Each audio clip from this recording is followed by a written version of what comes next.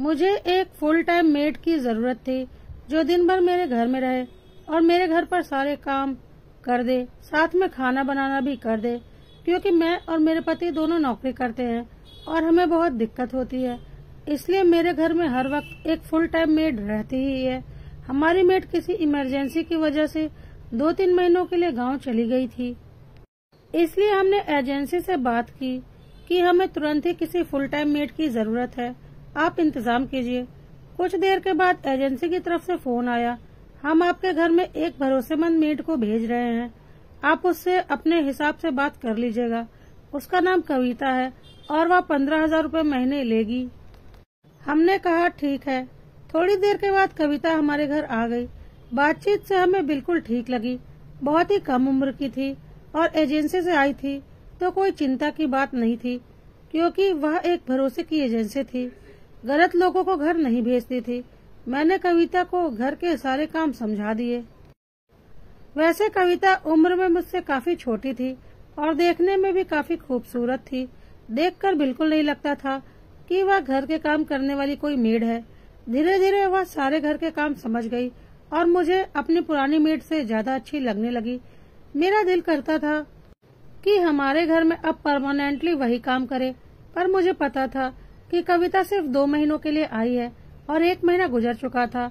इसी बीच हमारी पुरानी मेड का फोन आया कि उसके गांव में काफी दिक्कत है और अब वह काम पर कभी नहीं आ सकती, वह गांव में शिफ्ट हो रही है। मैंने भी राहत की सांस ली। चलो, किसी का दिल भी नहीं दुखा और मुझे परमानेंट कविता मिल गई। मैंने कविता से बोल दिया कि अब तुम हमेशा मेरे ही घर पर काम करना, तुम्हारा काम हमें बहुत पसंद है। कविता ने आराम से बोला, देखते हैं मैडम कितने दिनों तक हमारा साथ है। मुझे कविता की बातें कुछ अजीब सी लगी, क्योंकि वह मुंह मांगी पगार पा रही थी और हमारे घर में कोई खास काम भी नहीं थे। हमारे घर में तो कोई भी मेड आसानी से काम करने को तैयार हो जाती थी, लेकिन कविता कुछ अलग थी। कविता ने अपने व्यक्तिगत जिंदगी के बारे में कभी कुछ नहीं कहा, पर उसकी आंखों को देखकर ऐसा लगता था कि उसके दिल में बहुत कुछ है जिसे उसने दबाकर रखा है। देखकर अच्छे घर की लगती थी। कभी कभी लगता था उससे पूछूं, ऐसा क्या तूफान है जो उसने अपने दिल की गहराइयों में दबा रखा है। देखकर तो अच्छे खासे घर की लगती हो, फिर भी यहाँ काम क्यों कर रही हो। लेकिन कभी हिम्मत नहीं पड़ी। कविता को हमारे घर में काम करते हुए लगभग 6 महीने बीत चुके थे। मेरी बेटी के बोर्ड एग्जाम शुरू होने वाले थे। मेरी बेटी 10वीं में पढ़ती थी और गणित में थोड़ी कमजोर थी। एक दिन मेरी बेटी दिव्या बहुत परेशान थी और उसने बोला, मम्मी मेरे मैथ्स की कोई और ट्यूशन लगवा दो, मैं इस ट्यूशन को ठीक से समझ नहीं पा रही हूँ, मुझे बहुत प्रॉब्लम हो रही है, पता नहीं कैसे नंबर आएंगे, प्लीज आप कोई होम ट्यूटर लगवा दीजिए मैथ्स के लिए। मैंने बोला ठीक है, मैं सर्च करती हूँ और जल्दी ही किसी अच्छे टीचर का इंतजाम करती हूँ। मैंने 2-4 होम ट्यूशन टीचर को घर पर बुलाया ट्रायल के लिए, पर दिव्या की प्रॉब्लम सॉल्व नहीं हुई। वह बहुत परेशान होने लगी और बोलने लगी कि मैं जैसा टीचर चाह रही हूँ मुझे नहीं मिल रहा, मैं अपनी 10वीं की परीक्षा में अच्छे नंबर कैसे लाऊंगी। मेरे पास भी वक्त नहीं था कि मैं अपनी बेटी को पढ़ाई करवा पाती, क्योंकि अगर मैं नौकरी नहीं करती तो हमारे खर्चों पर असर पड़ता, क्योंकि हमारे खर्चे बहुत थे और हमने काफी बड़ा होम लोन ले रखा था, तो मेरा नौकरी करना भी जरूरी था। कुछ समझ में नहीं आ रहा था।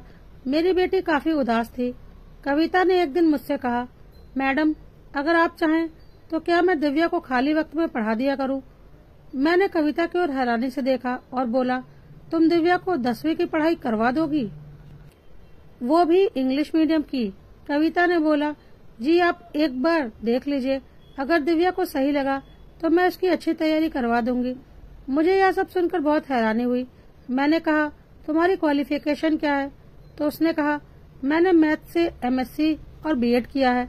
सुनकर मैं हैरान हो गई। मैथ से एमएससी की हुई लड़की घर में मेड का काम कर रही है, मुझे यकीन नहीं हुआ। मैंने बोला, लेकिन तुम तो यह सब काम। कविता ने बोला, छोड़िए मैडम, यह बहुत लंबी कहानी है, अभी दिव्या की पढ़ाई जरूरी है, आप एक बार मेरा भी ट्रायल लेकर देख लीजिए।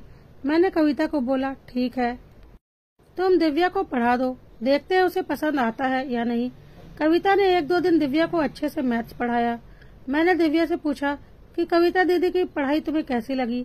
दिव्या बहुत खुश थी और बोली, कविता दीदी बहुत अच्छे से समझाती हैं, मेरे सारे कॉन्सेप्ट क्लियर हो जा रहे हैं।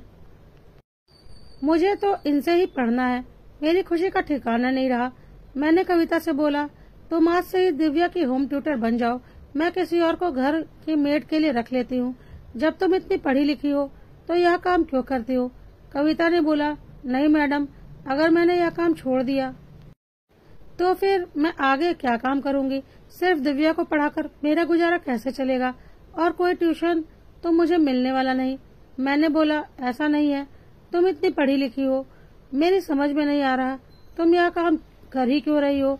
तुम्हें तो कहीं भी आसानी से नौकरी मिल जाएगी। कविता ने कहा, कभी फुर्सत में आपको अपने बारे में बताऊंगी। कहकर वह दिव्या को पढ़ाने लगी। मैंने भी ज्यादा जोर नहीं डाला और अपने काम पर चली गई। दिव्या के एग्जाम हो गए और मैथ्स का एग्जाम बहुत ही अच्छा हुआ। दिव्या बहुत खुश थी और बोल रही थी, कम से कम 95 नंबर तो आ ही जाएंगे। मैंने तो उम्मीद नहीं की थी कि कविता दीदी इतने अच्छे से मैथ्स पढ़ा देंगी। दीदी, आप 11th और 12th में भी मुझे पढ़ा देना। कविता हंसते हुए बोली, बिल्कुल दिव्या, अगर हो पाया तो जरूर पढ़ा दूंगी। मैंने बोला, क्यों नहीं हो पाएगा? बिल्कुल हो पाएगा, बल्कि तुम अपने दोस्तों को भी कविता के बारे में बताओ ताकि कविता को और भी ट्यूशन मिल सके। कविता ने बोला, नहीं मिलेंगे मैडम, कोई भी मुझे ट्यूशन पर रखने से पहले मेरे सर्टिफिकेट और डिग्री देखना चाहता है, जो कि मेरे पास नहीं है। आपने मुझ पर विश्वास करके एक मौका दे दिया, हर कोई नहीं देता। मैंने बोला, तो तुम्हारे पास डिग्री क्यों नहीं है?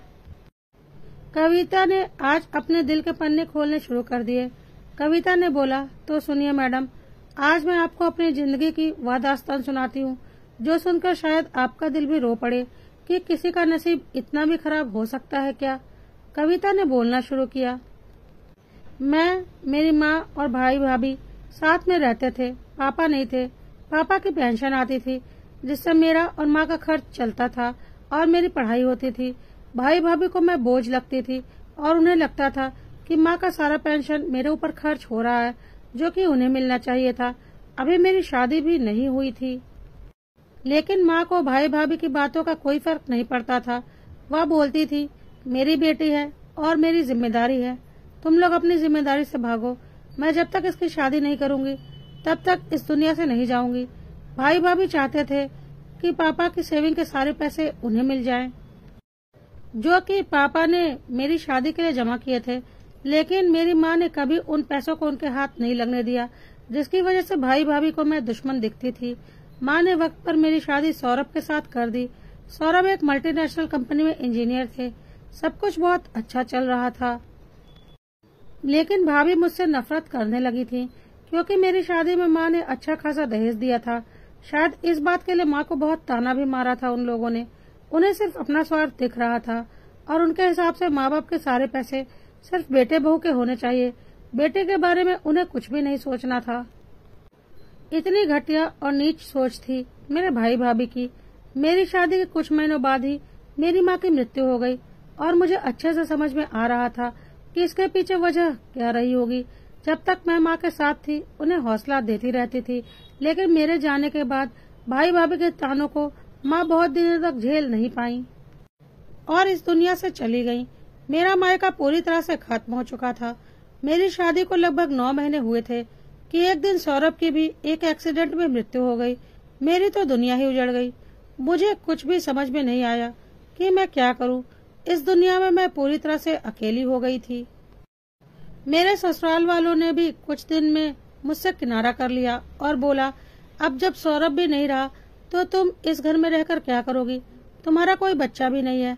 मुझे समझ में आ गया था कि इन लोगों को अब मुझसे कोई मतलब नहीं, क्योंकि अब इनका बेटा ही नहीं है तो बहू को यह क्यों अपनाएंगे। उन्होंने सीधे मुझे घर से जाने के लिए कह दिया। मुझे पता था वह घर मेरे सास ससुर का है और उस घर पर मेरा कुछ भी नहीं है। मेरे सास ससुर ने मेरी शादी में मिले मेरे जेवर और मेरे कपड़े और माँ के दिए हुए 5 लाख रुपए मुझे थमा दिए और बोला, तुम अपना नया जीवन शुरू कर लो, अपने मायके चली जाओ, यहाँ तुम्हारे लिए कुछ भी नहीं रखा। इसमें उनकी कोई भी गलती नहीं थी। देखा जाए तो उन्होंने भी सच ही बोला था, पर कम से कम वहाँ एक छत तो थी मेरे सर के ऊपर। उन्हें क्या पता था, मेरे मायके में तो मुझे वह भी नसीब नहीं होगी। लेकिन मैं जिसकी वजह से उस घर में थी, जब वही नहीं रहा तो मैं वहाँ रहकर क्या करूँगी। मैं चुपचाप अपना सामान लेकर मायके आ गई। भाई भाभी को यह बात बिल्कुल पसंद नहीं आई। मैं तो उनके लिए पहले से ही दुश्मन थी। फिर भी भाभी के मन में शायद कुछ लालच था, इसलिए उन्होंने ज्यादा कुछ बवाल नहीं मचाया। 2-4 दिनों के बाद मैंने अपने सर्टिफिकेट खोजने शुरू किए, जो कि मायके में ही थे, ताकि कहीं नौकरी कर सकूं। लेकिन मुझे मेरे सर्टिफिकेट नहीं मिले। मैंने भाभी से पूछा तो उन्होंने साफ मना कर दिया और बोला, तुम्हारी चीज है, तुम जानो या तुम्हारी माँ जाने, मुझे क्या। मैंने कहा, माँ के जाने के बाद माँ की अलमारी आपने ही तो खोली होगी। तो उन्होंने बोला, हाँ खोली थी, और अगर मुझे मिले होते तो क्या मैं खा जाती, और चुपचाप वहाँ से चली गई। मैंने पूरा घर छान मार लिया, लेकिन मुझे मेरे सर्टिफिकेट नहीं मिले। मुझे समझ में आ गया था कि यह सब कुछ भाभी ने जानबूझकर चिढ़ में किया था, और जरूर मेरे सर्टिफिकेट उन्होंने नष्ट कर दिए होंगे। मुझे यह भी पता था यहाँ ज्यादा दिनों तक रहना नहीं हो पाएगा, क्योंकि माँ के जाने के पहले ही भाई भाभी ने झगड़ा करके घर अपने नाम करवा लिया था, और अब मेरा उस घर पर कोई हक नहीं बनता था। और माँ ने मेरी भी शादी कर दी थी, तो उन्हें लगा था कि मैं अपने घर में सुखी हूँ। उन्होंने भाई के नाम पर घर कर दिया था। मैं इंतजार कर रही थी कि कब भाभी बोलेंगी मुझे इस घर से जाने के लिए, और मैंने सोच लिया था कि मैं अपने सारे जेवर बेचकर और उन 5 लाख रुपयों से एक छोटा सा घर तो खरीद ही लूंगी, क्योंकि कम से कम मेरे पास 10 लाख के जेवर थे, जो कि माँ ने मुझे शादी में दिए थे, और 5 लाख कैश था। कुछ दिनों में भाभी ने मुझे घर खाली करने के लिए प्रताड़ित करना शुरू कर दिया, और भाई ने भाभी का पूरा साथ दिया। मुझे पता था यह तो होना ही था, और मैं जाने के लिए तैयार हो गई। मैंने सोचा सबसे पहले मैं सुनार के पास जाकर अपने सारे जेवर बेचूंगी, लेकिन जब मैंने अपने जेवर खोजने शुरू किए तो मुझे एक भी जेवर नहीं मिले। भाभी चुपचाप मुझे देख रही थी। मुझे समझ में आ चुका था कि भाभी ने मेरे सारे जेवर गायब कर दिए हैं, लेकिन मैं उनसे लड़ नहीं सकती, क्योंकि मेरे पास कोई सबूत ही नहीं है, और उन्होंने जेवर कहाँ छुपाए मुझे कुछ भी नहीं पता। तो मैं पुलिस के पास भी क्या जाऊं, जब मेरे पास कोई सबूत ही नहीं है। भाभी ने हर तरह से मुझे तोड़ दिया था। मेरे सर्टिफिकेट चोरी कर लिए, मेरे जेवर चोरी कर लिए। मैं हर तरह से लाचार हो गई थी। वह तो अच्छा था कि मैंने रुपए अपने बैंक अकाउंट में जमा करवा दिए थे, नहीं तो वह भी गायब कर दिए जाते। मैं चुपचाप अपने कपड़े लेकर उस घर से निकल गई। मैंने बस्ती में एक छोटा सा कमरा लिया, जो कि किसी भी तरह से रहने के लायक नहीं था। आज अपनी किस्मत पर बहुत रोना आ रहा था कि मैं कहाँ थी और कहाँ आ गई। आज माँ और सौरभ की बहुत याद आ रही थी। जब तक वह दोनों थे तब तक मेरा कोई कुछ नहीं बिगाड़ पाया। मैं अंदर से टूट गई थी, और मुझे लग रहा था काश मैं भी माँ और सौरभ के पास चली जाती। लेकिन क्या करें, यह सब कुछ अपने हाथ में तो नहीं होता। मुझे तो इस दुनिया की गंदगी देखने के लिए भगवान ने जिंदा छोड़ रखा था। मैंने बहुत जगह नौकरी के लिए ट्राई किया, लेकिन हर जगह सर्टिफिकेट वाली बात और मेरी नौकरी नहीं लगी। मैंने दूसरे सर्टिफिकेट के लिए अप्लाई कर दिया था, पर उसमें कुछ परेशानियां आ गई थी, जिसकी वजह से शायद वक्त लगता, और मेरे पास ज्यादा पैसे भी नहीं थे। मेरा खाना पीना, मेरा गुजारा चलना मुश्किल हो गया था। मैंने ट्यूशन के लिए ट्राई किया और 2-4 घरों में बात की, लेकिन जब सबने सुना कि मैं बस्ती में रहती हूँ और मेरे पास कोई सर्टिफिकेट भी नहीं है, तो किसी ने मेरे ऊपर विश्वास नहीं किया और मुझे ट्यूशन क्लासेस भी नहीं मिले। मैंने बस्ती के छोटे बच्चों को ट्यूशन के लिए बुलाया, लेकिन उन लोगों ने पढ़ाई लिखाई में इतनी रुचि दिखाई ही नहीं, और वह पैसा देने के योग्य भी नहीं थे। तो मैं क्या करती, भूखे पेट तो गुजारा नहीं हो सकता था। हर तरह से लाचार हो गई थी मैं। मन करता था अपनी जान दे दूं, पर मुझे पता था यह बहुत बड़ा पाप होगा। फिर मैंने सोचा कि अपनी जिंदगी चलाने के लिए कुछ तो काम करना ही पड़ेगा, और मैंने घर में काम करने के लिए मेड देने वाली एजेंसी से संपर्क किया, और उस एजेंसी के जरिए मुझे आपके घर में काम मिला। मैंने पहली दफा आपके घर में ही काम किया है, और अपने सर्टिफिकेट आने का इंतजार कर रही हूँ, जिसमें कि कुछ प्रॉब्लम हो गई है, और मैं इतना दौड़ धूप नहीं कर सकती। देखती हूँ यह सब कुछ कब तक चलेगा। अगर सर्टिफिकेट आ गए तो शायद मुझे कहीं पर अच्छी नौकरी मिल जाए या अच्छे होम ट्यूशन मिलने लगे, तो शायद मेरा गुजर बसर अच्छे से हो जाए, नहीं तो आगे ऐसे ही जिंदगी चलती रहेगी। कविता की कहानी सुनकर मेरी आंखों से आंसू आ गए थे। क्या किसी के साथ इतनी नाइंसाफी ईश्वर कर सकते हैं? मैंने बोला, परेशान मत हो कविता, जल्दी सब कुछ ठीक हो जाएगा। तुम अपने सर्टिफिकेट की डिटेल्स मुझे दो। मेरा भाई एजुकेशन डिपार्टमेंट में ही काम करता है, मैं उससे बात करती हूँ। जल्दी से जल्दी तुम्हारे डुप्लीकेट सर्टिफिकेट मंगवाने की कोशिश करती हूँ और नौकरी के लिए भी बात करती हूँ। तुमने यह सब बात मुझे पहले क्यों नहीं बताई? मैंने पहले ही कोशिश कर ली होती। कोई बात नहीं, तुम चिंता मत करो, मैं सब कुछ ठीक कर दूंगी और तुम्हारे भाई भाभी को भी सबक जरूर सिखाऊंगी।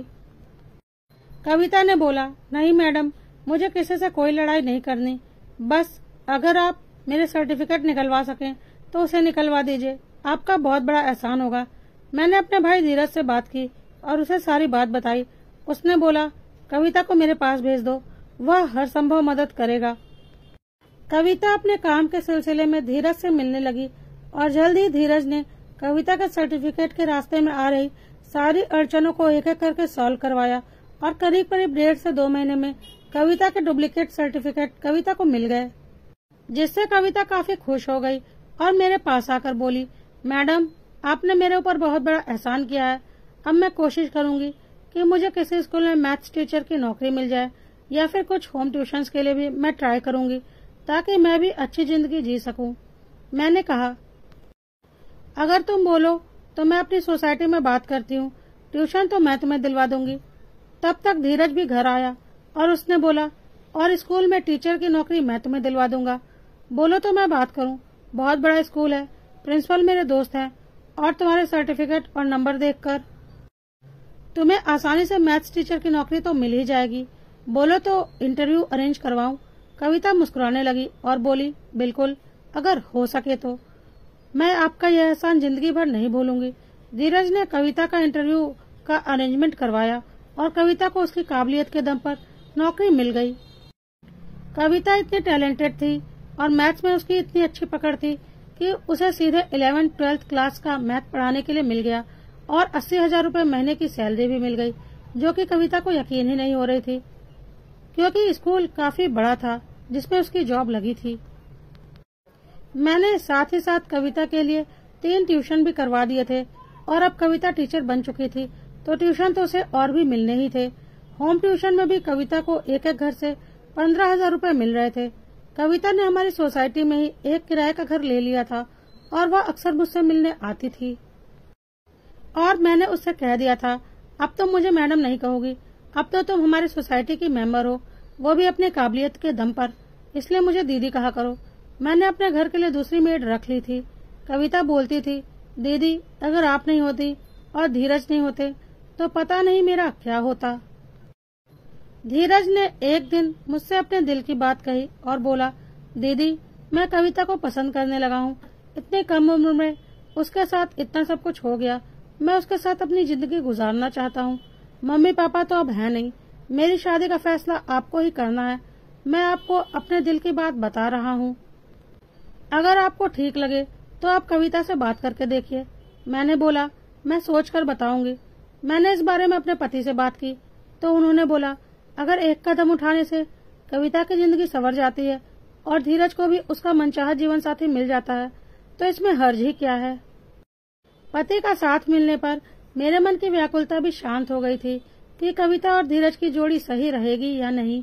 फिर मैंने कविता को घर बुलाया और उसे आराम से समझाकर धीरज के दिल की बात बताई और उससे उसका निर्णय जानना चाहा।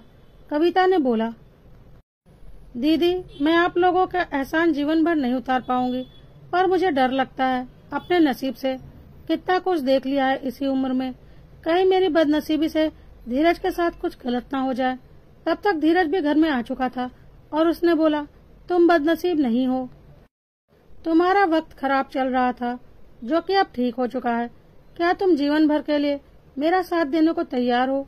वादा करता हूँ जीवन भर तुम्हें खुश रखूंगा। कविता ने मेरी ओर देखा और मेरी आंखों में स्वीकृति देखकर उसने मुस्कुराकर धीरे से हाँ कह दिया। आज मैं कविता की आंखों में दर्द नहीं बल्कि खुशी देख रही थी, जिसे देखकर मेरा दिल भी आज बहुत खुश था।